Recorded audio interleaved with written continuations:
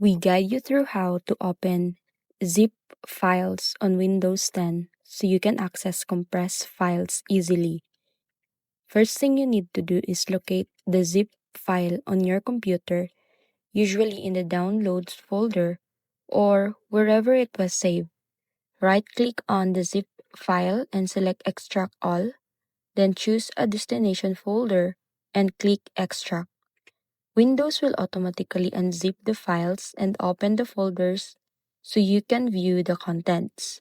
If you only want to preview the files, you can also double-click the zip files to open without extracting. Then, drag files out if needed.